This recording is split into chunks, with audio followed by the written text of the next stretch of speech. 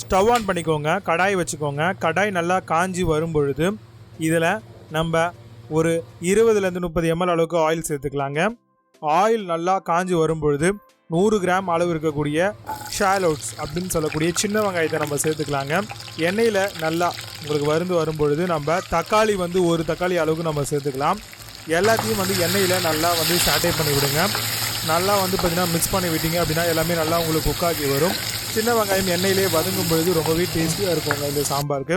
இப்போ தேவைன்னா உப்பு நீங்கள் கொஞ்சோண்டு போட்டுக்கோங்க இந்த வெங்காயம்லாம் வதங்கிறதுக்காக. இப்போ இது எல்லாத்தையும் நல்லா மிக்ஸ் பண்ணி வதங்கட்டோன்னு வெயிட் பண்ணலாம்.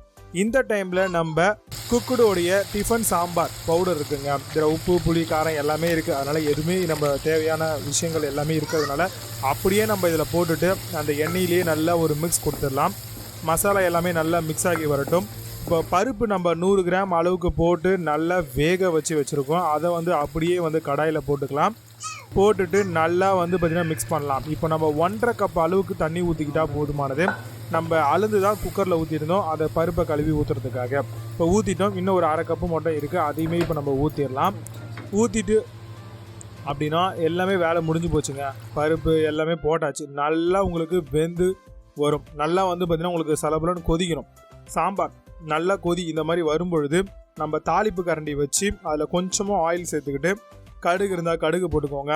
அதே மாதிரி ஜீரகம் இருந்தால் ஒரு 1/2 ஸ்பூன் அளவுக்கு சேர்த்துக்கோங்க. நாங்கள் கடுகு அதிகமாக சேர்க்காதனால ஜீரகம் சேர்த்துருக்கோம். நம்ம 2 காஞ்ச மிளகா வந்து உடச்சி சேர்த்துக்கலாங்க.